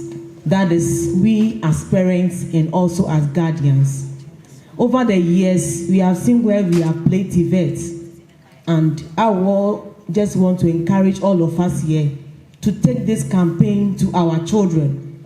Let us identify their abilities, their talents, their vision, whatever they wish to do in future, and let's help them out, because over the years, most of our wards in our schools have been crying because they are pursuing courses that are being dictated to them by their parents. I want to become a lawyer, a doctor. Meanwhile, that might not be the ability level of that particular child. And that's really eating most of them up. So let's encourage our wards, looking at their abilities and how we can also guide them in their pathways to achieve their careers in future. Thank you. Good afternoon. Please, before I continue, moderator, be watching other sides, please. There are hands here. Oh yes, the questions are not meant. We're taking more. Please, my name is Samuel Tufo-Ferguson, and I work with Ghana Enterprises Agency. I would like to recommend a particular project that is ongoing to the TVET. If we can possibly implement something similar in our various schools. It's called a BizBox project, which is sponsored by MasterCard Foundation. Now, what happens is we have training sessions for aspiring entrepreneurs, and then after that training session, for them, they are giving startup kits. So I think our younger siblings in technical schools, if something similar can be considered for them, and then they can have some of these startup kits so that they can have that practical experience after they are done with school, or maybe when they're on vacation. I think some of these things can help. Thank you. Thank you very much. Thank you very much. When you finish, kindly come forward here. We have 3 hands here. Okay. The main line here, please. Okay, please go ahead. I'm Faustina Malcolm Mayor Dakbo. I would like to talk about the issue of WALE, where the students go out for their practicals with the industries. And I'm so grateful that there is a representative from the ministry here. What I've observed in recent times is that when the students go to the industries, they are asked to go for insurance. And this is posing a little challenge for the students, because we are told that the education is free. And so students feel that, and parents feel that when it comes to making insurance for them to do their practicals in the industry, some way, somehow, government should take care of it. And so I want to just appeal to our representative from the ministry that this message is taken to the minister or the ministry to look at it very carefully, because principals or head teachers are not to tell students to bring money to go and make insurance for them. And a student were to start insurance, for that short period, he was supposed to pay $220 and SRC $120. And so if students are asked to pay this money for the short period for WALE, and they are assuming government will bring money, and if government doesn't bring money, they will stay in the house, I think it will pose a lot of problem for the purpose of gaining the first-hand experience from the industry. Thank you very much. Thank you very much. Thank you. My name is Caleb Kwajo. I'm a reporter for Peace FM for this insightful lecture. So my question is, the TVET is going through some changes and development in the country. However, has there been any measures put in place by the BPI to support the TVET institutions? So if there are some of these measures, please, I would like to know what these measures are. Thank you. Thank you. Board Chair, you take note of that, please. My name is Fatima Lame Isako, a student of UPSA. So one thing I want to say is that in as much as we are advocating for we the young people to take a career path in TVET and all of those stuff, we also need to work on their parents. Some of our parents think that the white collar jobs are those that gives money, like engineering. At first, engineering was not even part of the list. Doctrine and then maybe lawyer and all of those stuff. So some people that think that, oh, my child wants to do a TVET, they think that they are wasting their life. They need to go into career paths like nursing, engineering, and other stuff.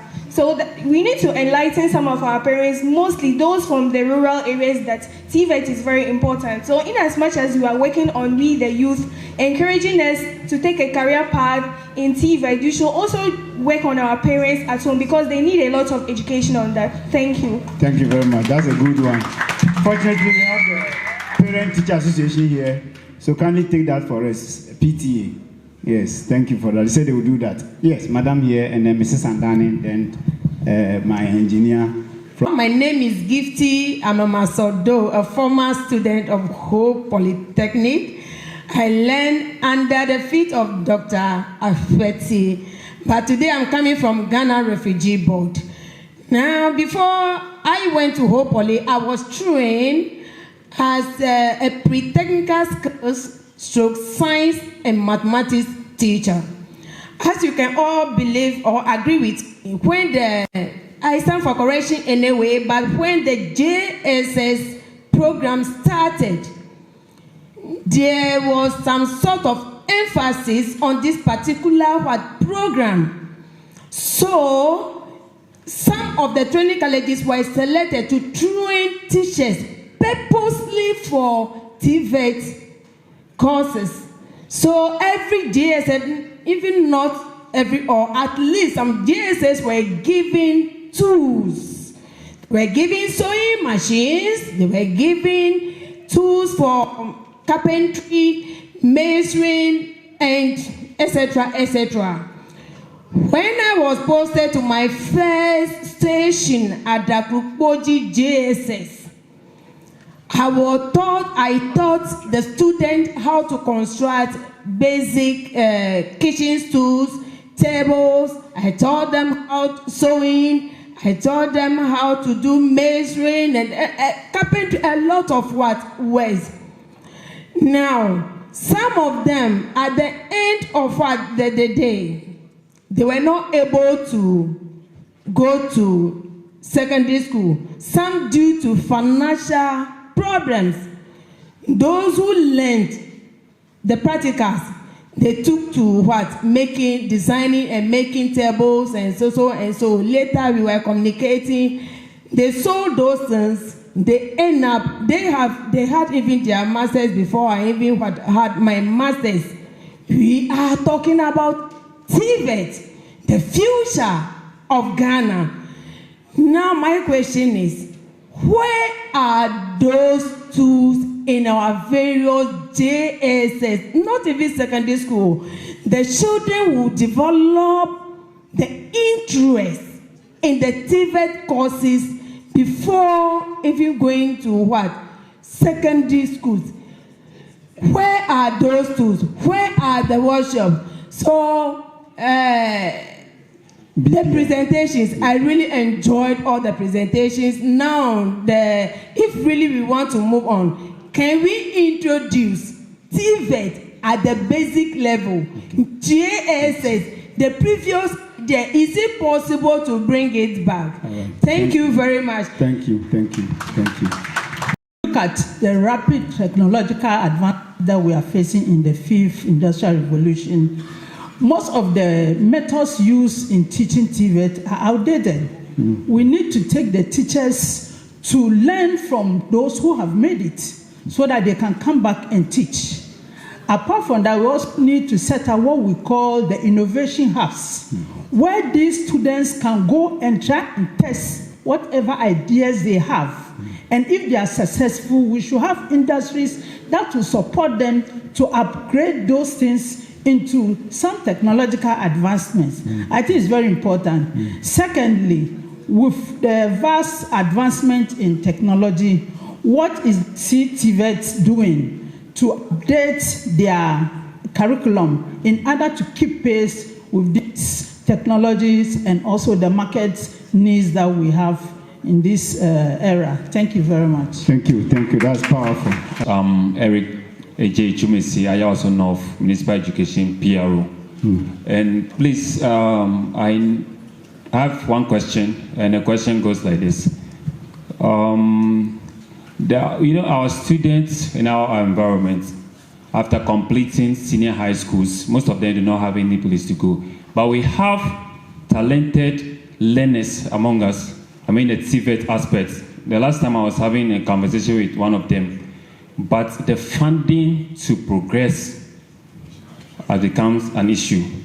And Mom will be like this is a slum area of which education is not all that prioritized by all, although they are coming up as time goes on. I want to ask, is there any special scholarship for such skilled, talented learners, but needy?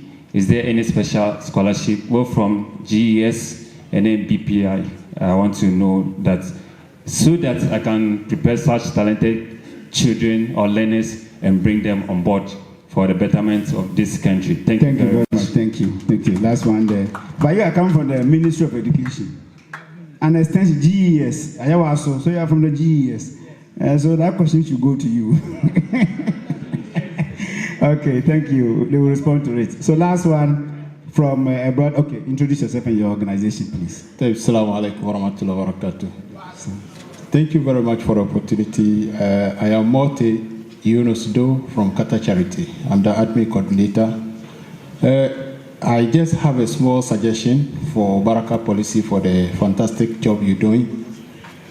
And it has to do with the publicity of the TVET program that you are discussing. I think last year we were there at the British Council, and this year too, mashallah, Dr. Afiti has done a fantastic presentation. So I'm asking, is it possible we extend it, the publicity aspect of it, like the way we have the National Maths and Science Quiz competition? You see the spark and the competitive way the schools embrace it. Is it possible we do something similar for TVET to at least make it more appetizing for the students to want to partake in it? So this is a suggestion I have. Right. Thank you very much. Can we give a round of applause to ourselves? We've done very well. Before we go to the board, I think it's okay now. Before we go to the high table for response, I want us to give a big round of applause to our student from OIC. Yes. They sat with us throughout. ATTs were also here. They left. And we can now see UPSA students in their numbers. Can we raise your hands so that we see you? Thank you very much, UPSA. We are asking for a fundamental shift. And this comes from our previous lectures. And we made a point. If you grow rice, you harvest rice. If you grow maize, you harvest maize. The foundation of education, I put it into two categories. You educate people to create for national development. You educate people to create for national development. And you educate people to control. So if you look at all the countries that are very well developed, Germany, Japan, South Korea, even now Vietnam, China, education is aimed at making people to create for national development. Even our own colonial power, the United Kingdom, who colonized Ghana and most of other countries, their fundamental education was to educate people who will create things for national development. So I want that to sink in. So education to create things for national development. If you look around the world, every country that is very, very, very well developed has educated its people to create things for national development. And when you learn those skills, they are not for you. It only finds expression when you use it to apply to development, whether in your country or outside of your country. So think about every tool that you have here. These were created by people educated by an educational system. They can't keep it. They have to let it go to the rest of the world. And the rest of the world don't take it for free. They pay for it. So that makes those countries that have focused their education on creativity, on creating things, very rich. Japan has no resources, but they create things. South Korea, no resources. I mean, nothing. South Korea compared to Ghana at independence, our GDP was higher than South Korea. But they taught their people to create things. Then there's the educational system that teaches people to control. To control. Most colonial education was meant at controlling. So they took us to school and taught us to control. Because listen, there were no more than 5,000 white people in Ghana ruling us during the colonial administration. There were not more than that. The governor and a handful of soldiers and some administrators scattered around. So how could 5,000, less than 5,000 people control a nation at that time of around 10 million? They needed an education system that would enable them to control the population. So what did they do? They took us to school and taught us everything about control. Think about all the skills we had. They were meant to help the 5,000 handful, or the handful of white colonial masters to control us. So you had administrators, you had evangelists, you have lawyers, in fact you had even doctors and basic stuff. That's what they gave, so that they can help them to control. Again, listen, when you acquire skills under a controlled educational environment, those skills are for you. They're self-serving skills. You're a doctor and you come in and everybody gets up, but it's just self-controlling, self-fulfilling. You get in there, do a job, get the money, nothing to do. Lawyers, they are all self-fulfilling, They are not meant for development. That was the orientation.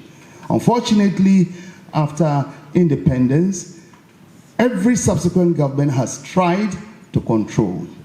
So we have not shifted. The other thing is, if you go to the countries where they educate people to create, value sits with those who create. Value sits with those who create. As I said, Elon Musk, because he has created, and Elon Musk, I'm older than Elon Musk. Most of us are. And he came just because of the nature of education he had, which made him to create.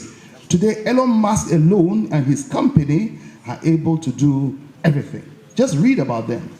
They fire rockets themselves. Rockets used to be prepared by the state. Now, companies led by people like Elon Musk. I'm just trying to let us understand that if we are talking about development, we've got to have, Mr. Minister's representative, a fundamental shift in the way we are educating. Today, we are still educating the controllers. You want your child to be a doctor, you want your child to be an engineer, you want your child to be a lawyer. Most of them are controlling.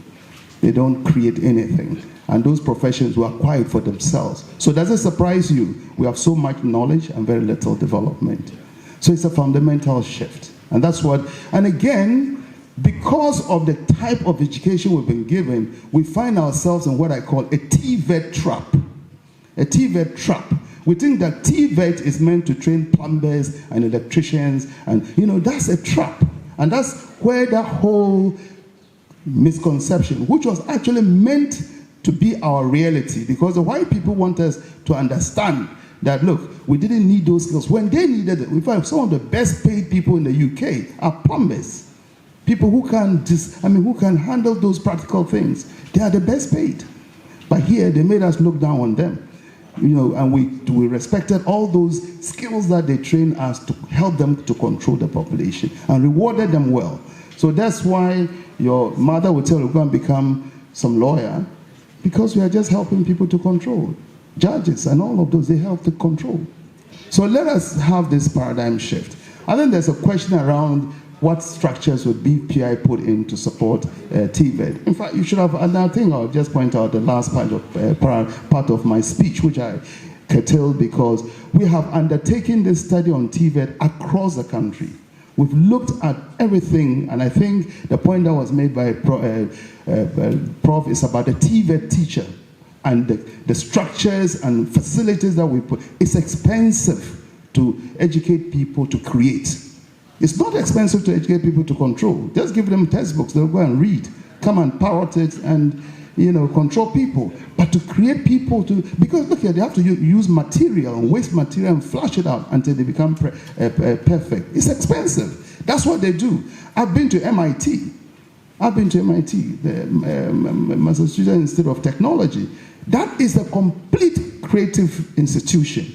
You don't come close to getting a BSc degree or a master's until you have physically created something. Not just parrot knowledge. So I think for us, it's a fundamental, our call and the BPI and this push with TVET is for us to reverse this colonial mentality of continuing to train and reward people who just control us and create nothing. So does it surprise you? We're all very corrupt because there's not much creation. So those who control want to have the money. So let us be very careful. So just to make a point that we are trying to push a fundamental shift. Very, very, very briefly and quickly, I think most of the comments really have been more or less in support of TVET. I don't have much to say on that. Only two questions stand out for which I would like to say one word. Regarding the tools that were previously used in the JHS institutions, and also what has happened to the dedicated colleges of education for TVET, the answer is that I don't have an answer. Because that is what I've been talking about, lack of research and data. We don't have data to manage these things. I'm sorry, I don't have the data, and I can't answer that question. Regarding competitions, I think there was a question about, that's very important, national skills competitions. In fact, some countries do it. And even there is also a world skills competition. The last one I attended was in Brazil, in Sao Paulo, where students from all over the world came together, TVET students, to demonstrate what they can do or what they've been doing in school. We can do that here as well, not only the NSMQ, but you can also do something along the lines of the national skills competition. That can also be a sort of advocacy for young people to visit exhibitions when they are doing the national skills competitions, to know what they can do if they tune their minds to TVET. Just to finish on an anecdote, because my brother and I talked about plumbing. And this is a true story. It happened in the US. There was this professor one night, I won't mention the university's name, but it's a true story. He found out that his bathroom was leaking very badly. So he went through the yellow pages and then found the name and called the guy to come and fix the leaking tap. The guy just took a few minutes and did everything. And so the professor said, how much are you charging me? And the guy said, $500. And the professor said, oh, $500? I am a professor. I don't earn that much in 1 hour. You spent less than 30 minutes to fix this.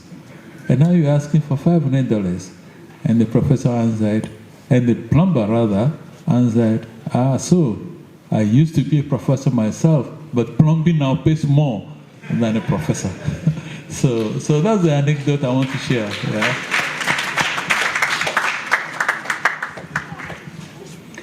Yes, I'll respond to the person who said that at the TVET Institute they have plumbing problems and electrical problems. It's very simple. It's self-help. It's what our chairman says. It's all attitude in the brain. And I like self-help.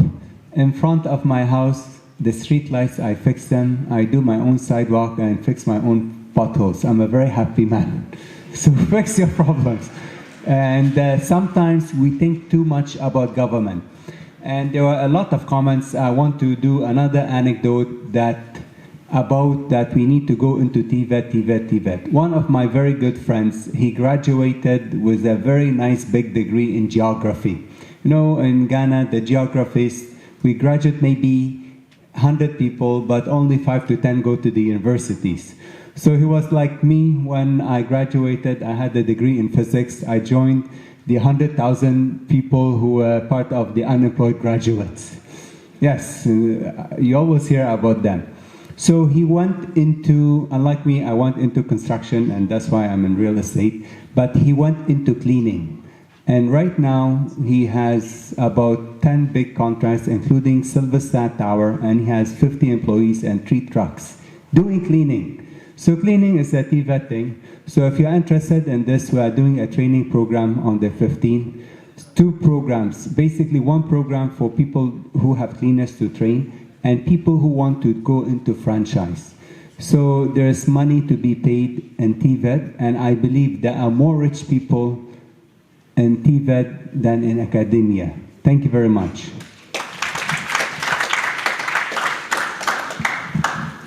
All too soon, and I know we have kept some of you very hungry because you came here before 1, and we thought you would have eaten before coming, but we kept it to 4. I apologize for that. But once again, to thank Prof. Afeti for a very wonderful lecture. I want to thank the minister's representative. You were spot on in terms of the comments. We will take it, and as always, Mr. Anis would always, really put that practical spin on things. We want to thank you very much for your comments. And I must say that as for Salah, he would prefer that all schools in Ghana be converted to TVET, and I completely support him. I was the only point of departure with Professor Afeti, and I was telling him that, Prof, unfortunately I have to say it, is to say that TVET is not a silver bullet. For me, it actually is the silver bullet, because we're given stones in all these high-valued professions, and the people who colonized and gave us those stones went back and created a silver bullet called TVET.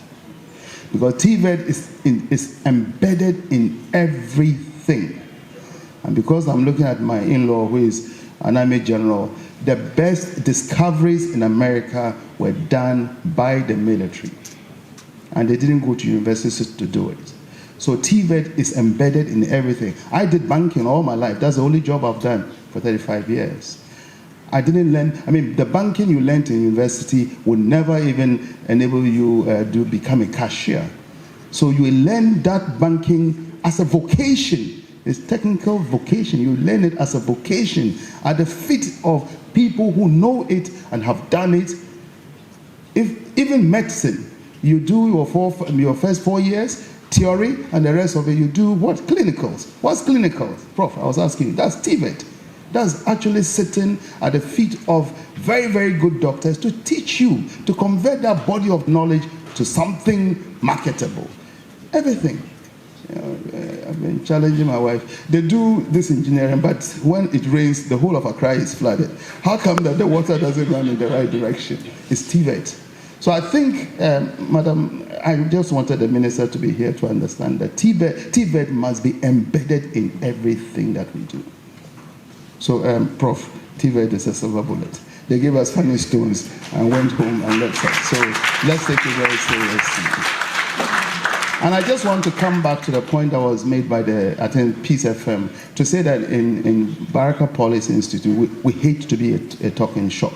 So for everything, all the brilliant presentations that we have had, we summarize it and we follow up with the right, because we're a policy think tank. So we don't have the resources to execute all the brilliant things. But it would be useless if we didn't pull all of this thing together, select the respective ministry or government agency responsible, and follow up with them until we see some results. So I promise that everything that you've heard today, some of your contributions, I love the one who said, you go to a technical school and the plumbing is not working, the electric, and how could that be?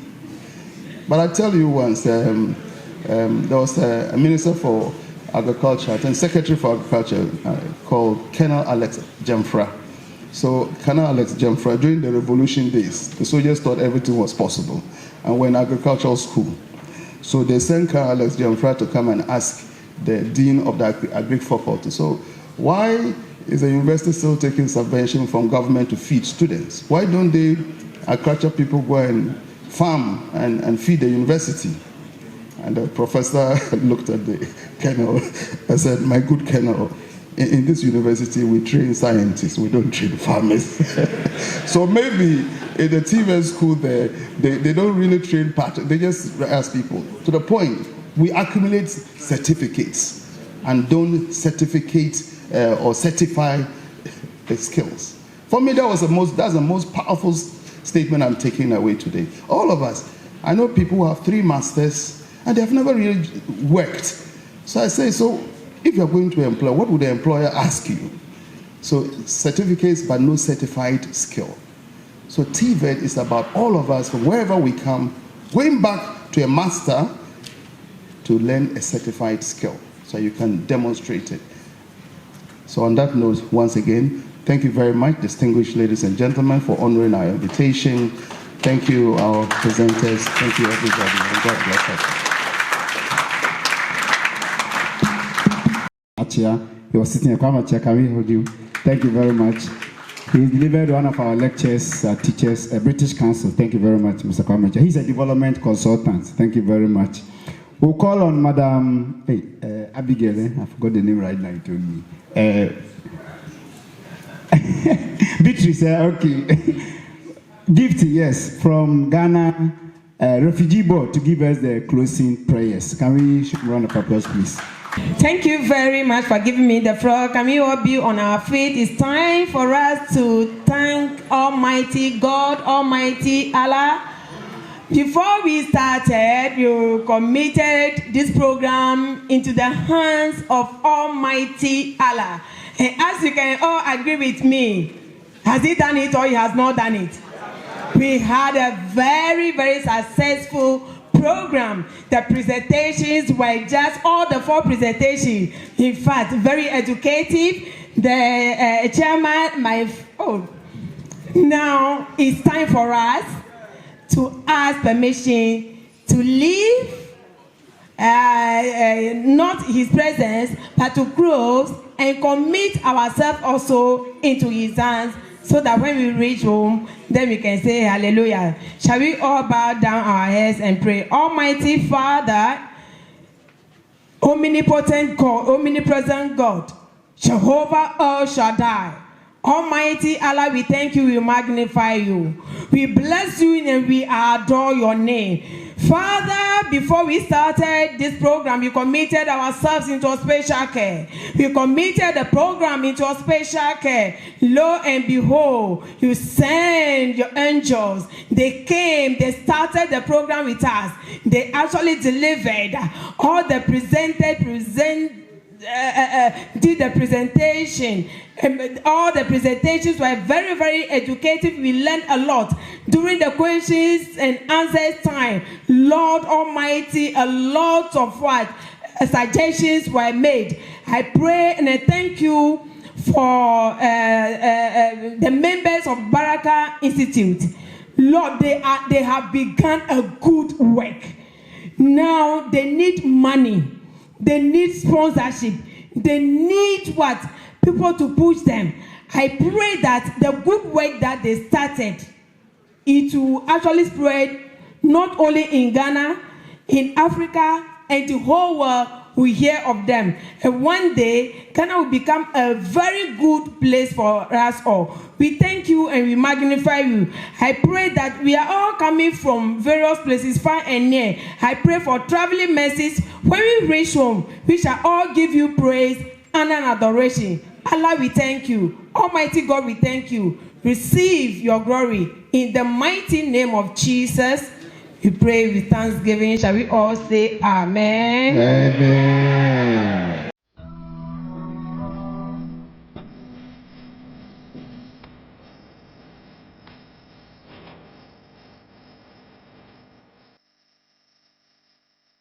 Have this TV, unique every day.